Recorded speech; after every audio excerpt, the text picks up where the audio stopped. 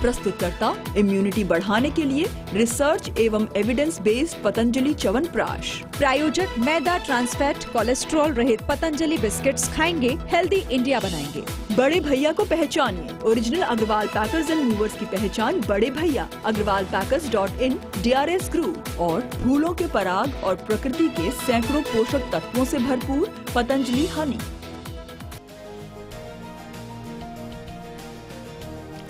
तेरह महीने के लंबे इंतजार के बाद सोना फिर 50,000 के पार। महज 2 दिनों में भाव 1100 रुपए तक उछला। देखिए बड़ी कवरेज बुलेटिन में आगे।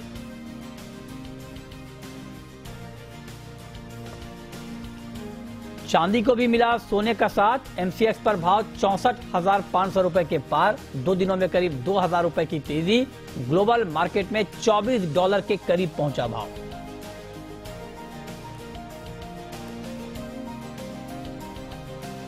$7 साल की ऊंचाई से कच्चे तेल में दबा ब्रेंट $96 के नीचे फिसला, लेकिन घरेलू बाजार में करीब 1% चढ़कर भाव 7,100 रुपए के ऊपर।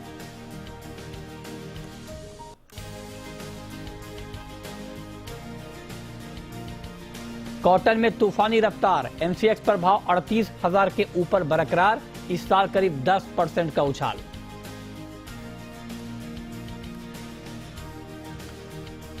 और 2 दिनों की गिरावट के बाद संभला बाजार। निफ्टी 100 अंक चढ़कर 16,950 के करीब। सेंसेक्स करीब 400 अंक दौड़ा। आईटी, एफएमसीजी और ऑटो शेयरों से सपोर्ट।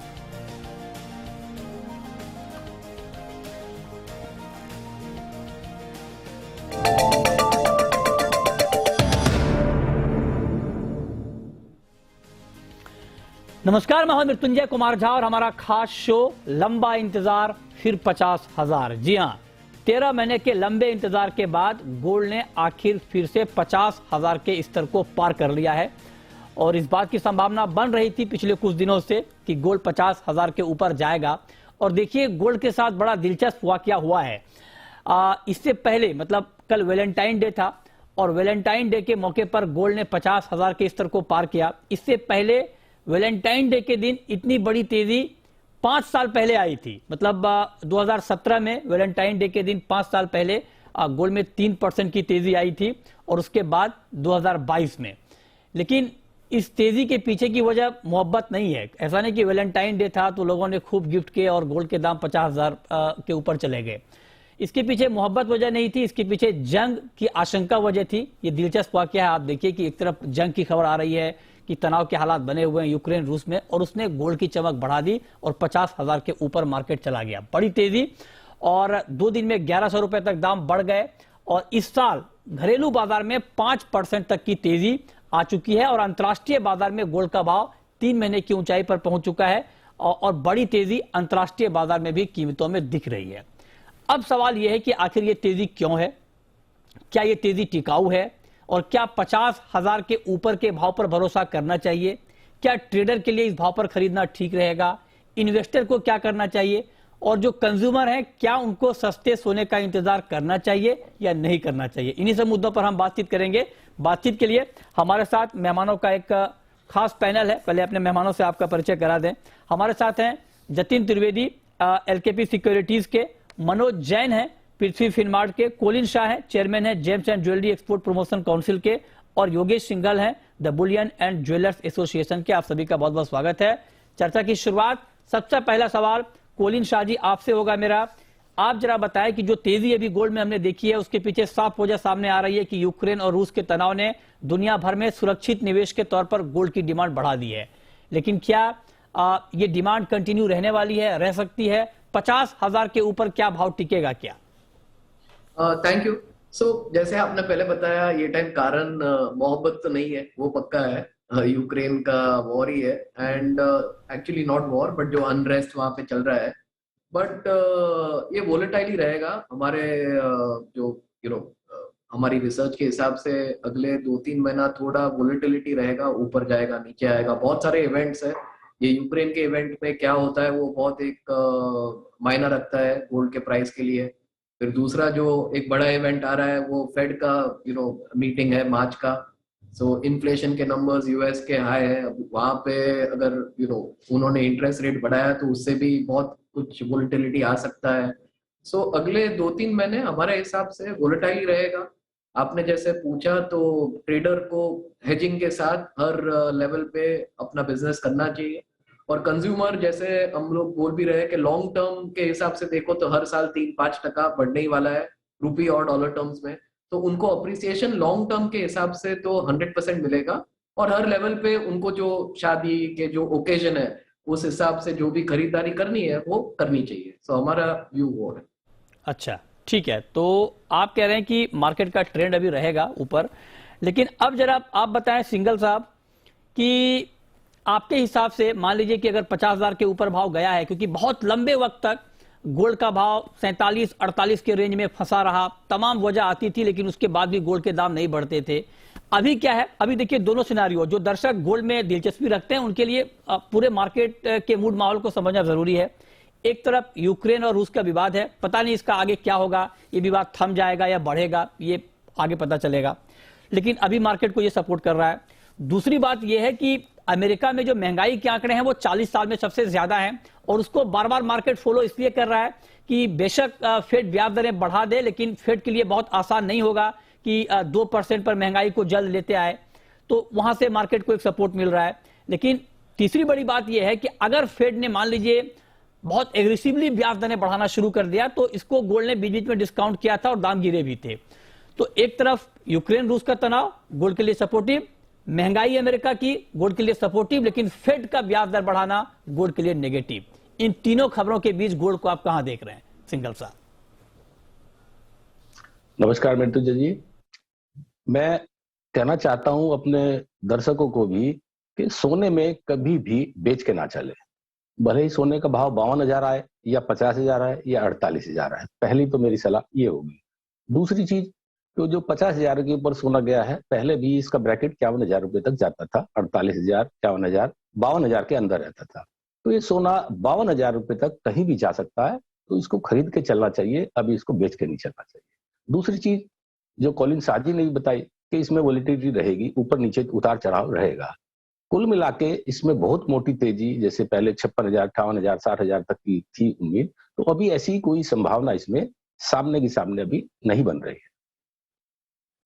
अच्छा, तो आपकी राय गोल्ड के ऊपर यह है कि अभी आप कह रहे हैं कि संभावना इसकी बन नहीं रही है। लेकिन अब जरा आप ये बताएं मनोज जी, मैं आपसे बिल्कुल ट्रेडिंग के पॉइंट ऑफ व्यू से पूछ रहा हूं, क्योंकि इन्वेस्टर के लिए तो यह राय हमेशा आती है कि आप हर भाव पर गोल्ड खरीद लें, आपको लंबे समय में गोल्ड निराश नहीं करेगा, और यह बात ठीक भी है। गोल्ड अपने प्रीवियस लेवल को बहुत मुश्किल से वहां पर आता है या नहीं के बराबर आता है। एक बार गोल्ड ने 40 पार किया, दोबारा 40 नहीं आया, 45 पार किया, 45 के आसपास नहीं आया गोल्ड। तो ये गोल्ड की गोल्ड का ये नेचर रहा है। लेकिन ट्रेडर को आप जरा बताएं कि इस भाव पर क्या करना चाहिए। जी, अभी भी मेरी राय यहाँ खरीदने की रहेगी, और पिछले 2 महीने से हम लगातार आपके चैनल के माध्यम से जब $1750 के ऊपर गोल्ड निकला था तब लगातार यहाँ पे बाइंग रिकमेंड कर रहे हैं, और हमने अच्छी मजबूती यहाँ आते हुए देखी है। मेरा मानना है कि सोने ने अब यहाँ $1,800 का इंटरनेशनल मार्केट में बहुत अच्छा बेस बना लिया है, और जल्द ही कीमतें 1900 से $1950 तक के लेवल्स भी टेस्ट कर सकती है। तो अभी भी यहाँ पे बाइंग की अपॉर्चुनिटी के रूप में ही देखना चाहिए। इंट्राडे की अगर बात करें तो 50,150 अच्छे लेवल होंगे बाइंग के लिहाज से, 50,500 तक के लक्ष्य के लिए, और एक स्टॉप लॉस यहाँ पे 49,950 का इंट्राडे के लिए रखा जा सकता है। लेकिन मीडियम टू लॉन्ग टर्म में मेरा मानना है कि अच्छी बढ़त यहाँ सोने में फिर एक बार देखने को मिलेगी। मेरा मानना है कि जून तक कीमतें फिर एक बार 52 से 53,000 तक के लेवल्स भी यहाँ दिखा सकती है।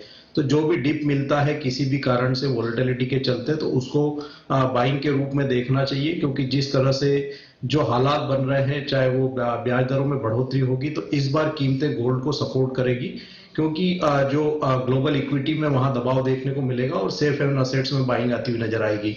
तो सोने में यहाँ बाइंग के लिहाज से बहुत अच्छी अपॉर्चुनिटी नजर आती है।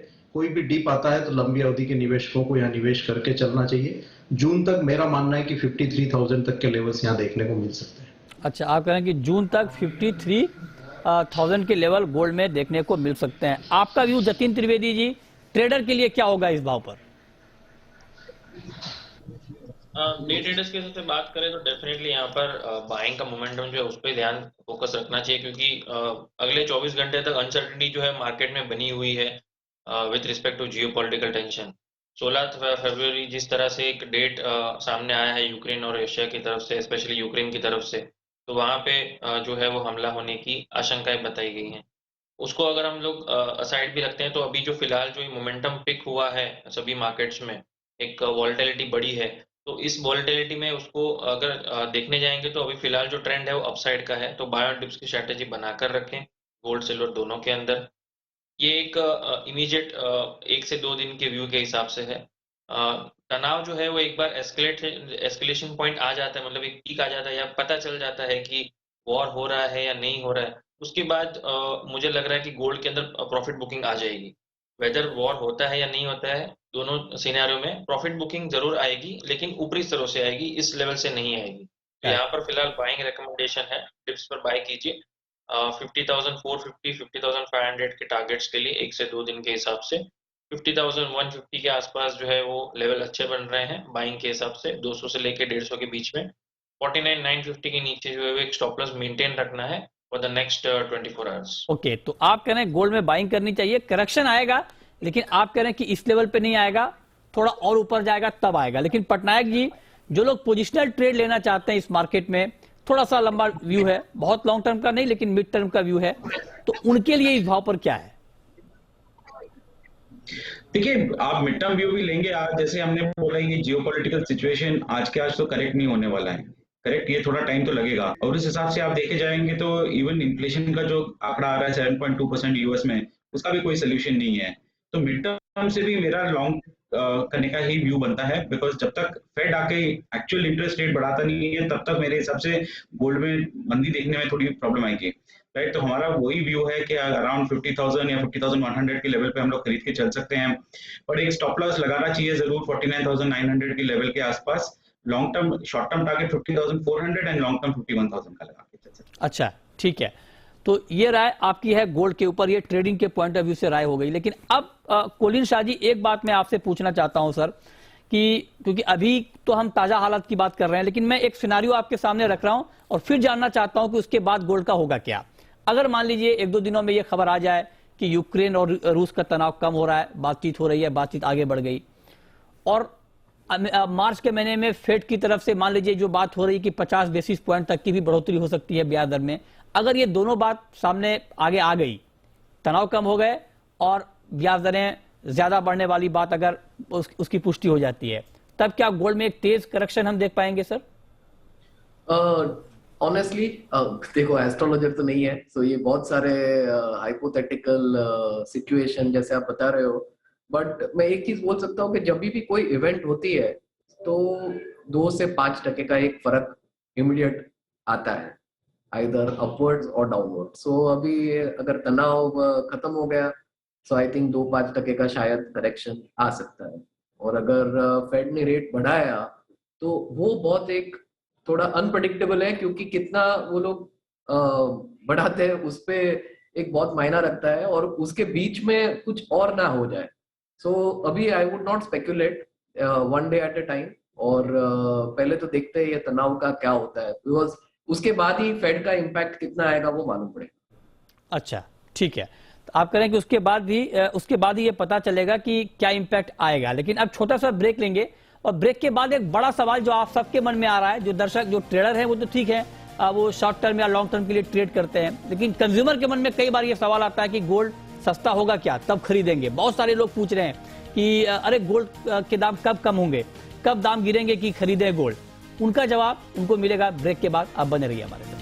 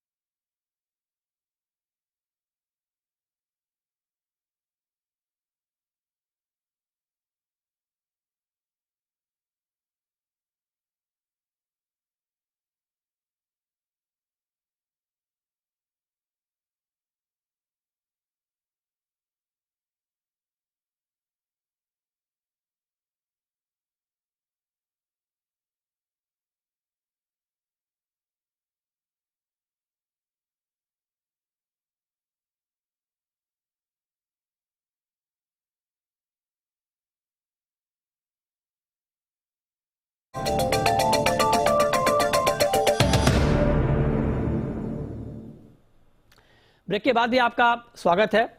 और अब सिंघल साहब, मैं आपसे एक सवाल पूछना चाहता हूं और मैं चाहता हूं कि आप इसका जवाब एक एक्सपर्ट के तौर पर दें, ना कि एक ज्वेलर के तौर पर, क्योंकि ज्वेलर तो हर भाव पर यह कहता है कि हाँ गोल्ड खरीदना चाहिए। लेकिन बहुत सारे लोग, जब 50,000 का भाव रात में गया गोल्ड का, तो उसके बाद बहुत सारे लोगों के मैसेज आ रहे हैं, जो हमारे व्यूअर हैं, पूछ रहे हैं कि क्या गोल्ड और गिरेगा क्या, गोल्ड खरीदना था अभी खरीद नहीं पाए, किसी वजह से दाम बढ़ गए, अब क्या करें। उनके लिए आपका सुझाव क्या होगा? क्या सस्ते गोल्ड का इंतजार करना, गोल्ड के दाम घटने का इंतजार करना अभी ठीक है क्या?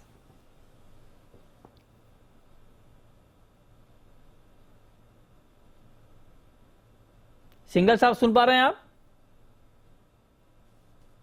अच्छा, जी, सॉरी, मैं समझा मेरे से सवाल नहीं है ये। हाँ, ये सवाल आपसे ही है। देखिए, ग्राहकों के लिए मैं बता दूं, इसमें बहुत ज्यादा अगर जो है ना, ये जो आपने बताया है कि इंटरेस्ट रेट भी बढ़ जाएगा और जियो पॉलिटिकल टेंशन भी सोल्व हो जाएगी, तो बहुत मोटी गिरावट में हमारे ग्राहक को नहीं बैठना चाहिए, क्योंकि इसमें बहुत ज्यादा तेजी नहीं आई है। पहले से ही ये सोना ऊपरी स्तरों पर चल रहा था, तो इसमें बहुत मोटी गिरावट नहीं आएगी। अगर 1,000-2,000 रुपये ऊपर नीचे हो सकता है, तो उसके लिए कस्टमर को मेरे ख्याल में रुकने का कोई उचित नहीं है। ग्राहक को हमेशा महंगाई हाथ में आ जाती है, और जो सस्ता सोना होता है तो उसको पता नहीं होता, रात रात में आ जाता है, शाम को आ जाता है, जब वो बाइंग कर लेता है अपनी, तब गिरावट आ जाती है। उसके बाद दिन में फिर से वो तेज हो जाता है। तो इसमें ज्यादा गिरावट की उम्मीद ना करें। 50,000 रुपये तक अगर गिरावट आ भी जाएगी, 49,000 रुपये, 48,000 रुपये तक, तो ये बहुत बड़ी गिरावट नहीं मानी जाएगी। 48 से 52,000 रुपये का ब्रैकेट है, जब भी लगे कि ये नीचे के स्तर पे है, तुरंत बाइंग कर ले नीचे ग्राहक को। तो मेरी सलाह यही रहेगी कि इसमें बहुत मंदी में ना बैठे। अच्छा, बहुत मंदी में ना रहे, मतलब आप कह रहे हैं कि बेशक अगर फेड ब्याज दरें बढ़ा भी देता है, तो आप कह रहे हैं कि बहुत ज्यादा गिरावट यहां पर नहीं आएगी। 1,000-2,000 रुपए तक दाम गिर सकते हैं, लेकिन उससे ज्यादा नहीं। तो मतलब आप अगर ये सोच रहे हैं कि गोल्ड फिर से 45,000 आ जाएगा या उससे नीचे आ जाएगा, तो इसकी संभावना कम है, जो एक्सपर्ट आपको बता रहे हैं। और ये हम आपको इसलिए बता रहे हैं ताकि आप इस इंतजार में ना रहें कि गोल्ड एक बार फिर से बहुत सस्ता आपको मिलने लगेगा। एक्सपर्ट कम से कम अभी इस वक्त ये नहीं मान रहे हैं। अब मनोज जी, चांदी की बात करते हैं। चांदी का मार्केट भी बहुत तेजी से ऊपर गया, हमने देखा। लेकिन आप जरा ये बताएं कि क्या चांदी में अभी कुछ और तेजी की गुंजाइश है, या चांदी की चाल गोल्ड से कुछ अलग होगी? यहाँ पे भी गुंजाइश है, क्योंकि सप्लाई कंसर्न्स के साथ साथ यहाँ पे सेफ हेवन एसेट के तौर पे भी चांदी में जो है अच्छी सपोर्ट देखने को मिल रही है। तो चांदी में भी मेरा मानना है कि यहाँ पे सोने के साथ साथ फॉलो करती हुई नजर आएगी और अच्छी बढ़त की उम्मीद है। डिस्पाइट कि यहाँ अगर जियो पॉलिटिकल टेंशन ईज होते हैं, तो भी चांदी में जो मजबूती है वो बरकरार रह सकती है। तो मेरा मानना है कि सोना के बनिस्बत चांदी जो है, अगर यहाँ जियो पॉलिटिकल टेंशन कम भी होते हैं तो भी मजबूती दिखाती हुई नजर आएगी। तो चांदी की चमक यहाँ बरकरार ही रहने वाली है। बिल्कुल यहाँ भी लॉन्ग करके ही चलना चाहिए। इंट्राडे में 64,200 के जो लेवल्स है वो अच्छे रहेंगे बाइंग के लिहाज से। ऊपर में हमारा मानना है कि 65,100 तक के लेवल्स जो है वो देखने को मिल सकते हैं। इंट्राडे में 63,660 का एक क्लोजिंग स्टॉप लॉस रख सकते हैं। थोड़ी सी लंबी अवधि की अगर मैं बात करूं तो फिर से एक बार कीमतें 67,000 तक के लेवल्स जो है वो टेस्ट कर सकती है। तो यहाँ भी बाय ऑन डीप की स्ट्रेटेजी रखना चाहिए। मजबूती बनी रहेगी और अच्छी बढ़त की उम्मीद यहाँ देखें। ठीक है, तो आप कह रहे हैं चांदी में तेजी बढ़ सकती है। जतिन जी, अगले 3 महीने के लिए आपका चांदी पर टारगेट? 3 महीने के आउटलुक की अगर देखें तो मिथुन जी स्टार्टिंग में अभी फिलहाल जो है वॉलेटाइल सेशन जरूर दिखाएगा, लेकिन मुझे लग रहा है एक बार 66,000 से लेके 67,000 पहले टच करेगा। उसके बाद जो करेक्शन अगर आना होगा तो वहां से आएगा। तो मीडियम टर्म के हिसाब से देखने जाएंगे तो 66 से लेके 67 का टारगेट्स के हिसाब से बाइंग करनी चाहिए। मुझे नहीं लग रहा है फिलहाल जो करंट फेज चल रहा है उसमें 62 के नीचे जाएगा। तो जहां पर जिस तरह से रिस्क रिवॉर्ड हो उसके हिसाब से मैनेज करें, 67 के टारगेट्स के हिसाब से और 62 के स्टॉप लॉस के हिसाब से बाय ऑन डिप्स की स्ट्रेटेजी बनाकर रख सकते हैं अगले 3 महीने के लिए। ओके, ठीक है। अच्छा पटनायक जी, अगले 6 महीने में चांदी का भाव आप कहां देख रहे हैं? देखिए, मेरे को लगता है कि चांदी का भाव कहीं ना कहीं 65,000 से क्रॉस करके 66,000, 66,500 का लेवल देख सकता है। और नीचे के लेवल भी मेरे को लग सकता है कि 63,500 तक आ सकता है चांदी, ये मान के चलिए। पर एक चीज मैं आपको बस बताना चाहता हूँ मितेंद्र जी, आज के दिन में गोल्ड और सिल्वर के रेशियो में 80:1 का रेशियो चल रहा है आज के दिन पे। कहीं ना कहीं ये करेक्शन होने के चांसेस इस टाइम पे है। चांदी के पास मौका भी है और तो ये रेशियोज कहीं ना कहीं जो हिस्टोरिकली 1:54, 55 के लेवल पे चलता है, तो कहीं ना कहीं पे मेरे को लगता है कि चांदी शायद से आउट परफॉर्म कर जाए गोल्ड को इस साल। ओके, ठीक है। तो आप कह रहे हैं चांदी गोल्ड को आउट परफॉर्म कर सकती है। आखिरी सवाल आपसे कोलिन शाह जी, फंडामेंटली आपको सिल्वर का मार्केट कैसा दिख रहा है? क्या डिमांड साइड से कोई अच्छी खबर आएगी चांदी के लिए आगे सर? चांदी के लिए देखो, हमारा तो लास्ट आप 2-3 साल का डेटा देखोगे तो एक I would say lab grown diamonds के साथ चांदी ही है जो एक सनराइज सेक्टर है, और आज एक्सपोर्ट्स $1 बिलियन क्रॉस कर चुके हैं। डोमेस्टिक में भी बहुत अच्छी खपत हो रही है। तो अगले 1-2-3 साल में अगर आप देखोगे तो चांदी की डिमांड बहुत बढ़ेगी। जैसे ज्वेलरी में और कंजम्पशन होगा, ना बल्कि इंडिया में बट ग्लोबली भी।